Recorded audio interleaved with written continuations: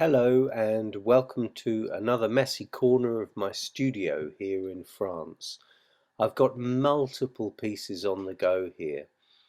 I'm working in oil on a series of paintings based on the landscape as if viewed from above. So it kind of made sense to film this from above as well. So here I've got multiple layers on this canvas. The canvas is 1 meter square, and I've been working on this canvas on and off for at least a couple of weeks. And because I'm working in oil, I have to give a kind of good amount of drying time in between the layers of paint, which I'm applying. I'm applying paint on, scratching it off, moving it around, applying more. And as I scratch back into it, I'm revealing the many layers of paint underneath. So you get these strange little variable coloured lines if you put a scratch across a fresh colour that's been applied later on in the process. Then you get something of all the other colours underneath coming through in that line, so you get really interesting little things happening. So with this painting, I was happy with the texture. I was happy with the amount of information within the painting, but I wasn't content with the overall look. It was the very kind of bit pastely and kind of candy coloured, which was not what I was looking for. So I wanted to take it in another direction and just be really kind of make a much braver statement of colour on the top and try and loosen it up, because it's very easy to overwork a painting and kind of tidy it up, and in doing so it can look a little bit less fresh, a little bit less exciting, or have a little less zing.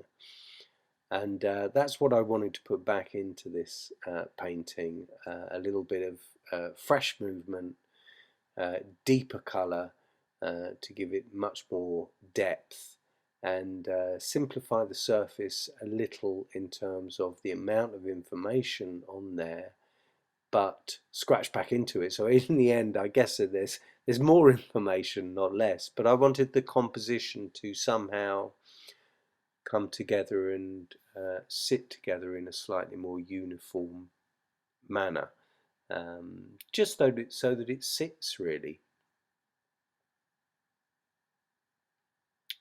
When I'm working in this way, I'm responding to the surface in front of me. So as I place paint down, so the whole surface of the painting changes.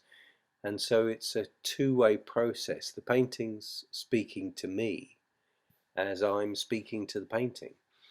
And so it feels very responsive, like I'm very much in the moment when I'm doing these canvases, and it's a real pleasure. This is very different from observational painting, obviously. I'm not looking to directly represent any particular uh, thing here. This is about landscape in the sense that when we look at the landscape from above, it's evolved over millennia, it's evolved over hundreds of thousands, millions of years, and there's evidence of that process, that history, all around the landscape, where there's kind of rock formations that have changed. There's buildings that were there in Roman times or earlier. There's Stone Age settlements. There's walls that date back to the Stone Age, particularly in Cornwall. There's kind of all these elements of man's impact on the landscape, which have come and gone, but all leave a little trace. So a bit like an archaeological dig. You look at the surface of the landscape, and it has all these marks, these shapes, these lines, circles, squares, all kinds of little bits of information that hint at what was perhaps once there.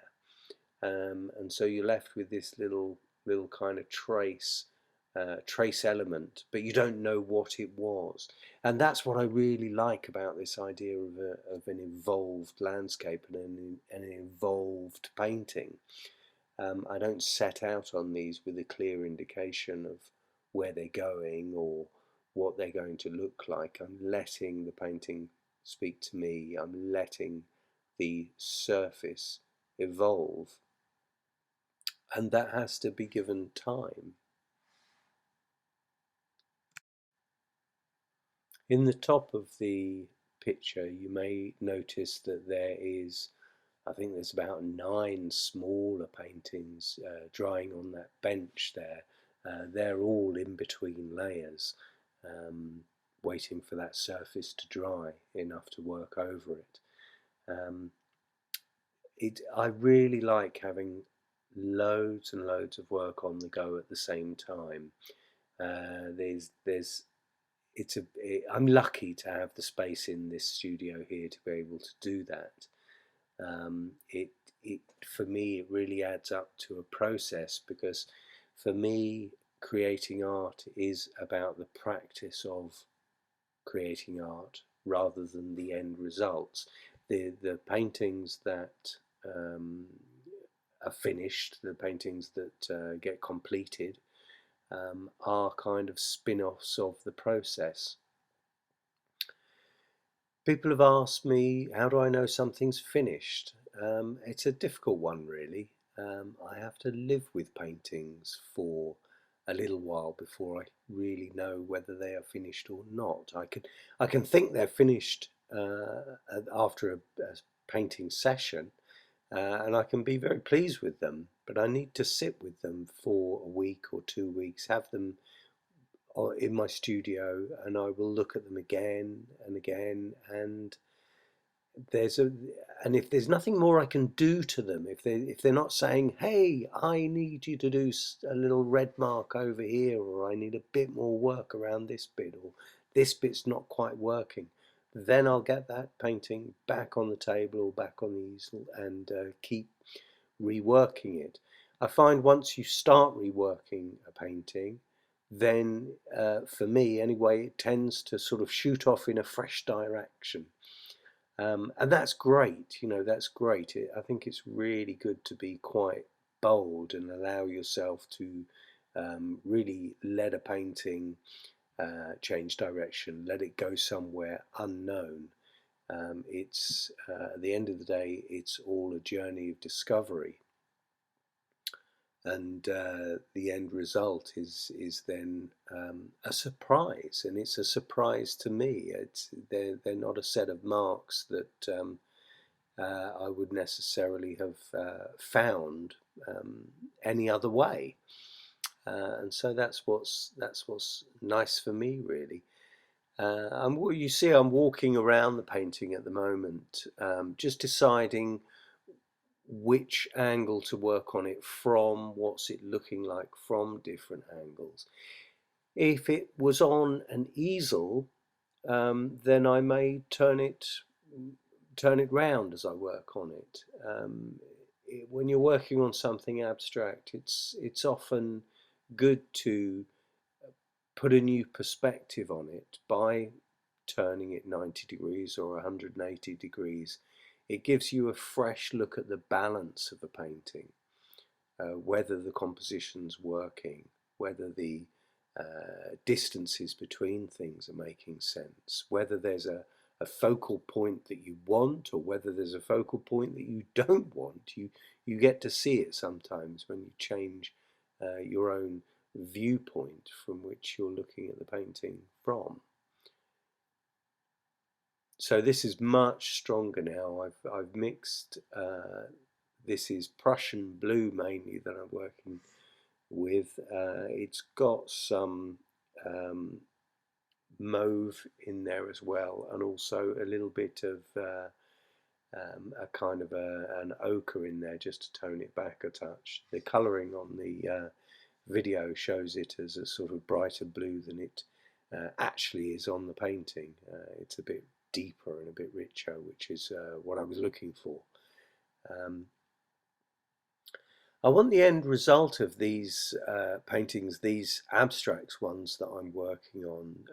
This isn't about producing necessarily a pretty painting. It's not about saying, "Hey, look, isn't this beautiful?" This is about saying this is a process. This is what's happened to the landscape over a millennia. I'm emulating that process, and I'm seeing what happens as a result of doing so. It's an experiment, but it's an experiment in process, and it's an experiment that I'm really enjoying both doing, and I'm enjoying the results from it. I'm really pleased to be making paintings which I would consider unlikely paintings.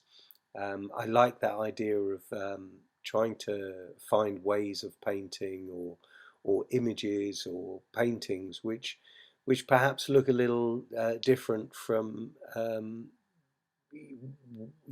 whatever anyone else is doing. I mean, there are so many thousands of people paint, so I'm sure there's someone out there painting just like this, but I haven't seen them work just like this.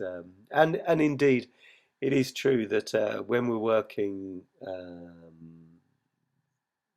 from ourselves, whatever mark we make, it's going to be unique to us. Even where we're influenced by something consciously or subconsciously, it's our mark, it's our response to the surface of the painting. We mixed the colour, we made the mark, we chose this shape or that shape to be here or there. So every painting is unique to both the artist and hopefully the viewer. I hope you enjoyed watching this, or that it was interesting. Please subscribe to watch more videos. I'll be shooting more, and you can follow me at Michael Hindle Artist on Facebook. Cheers!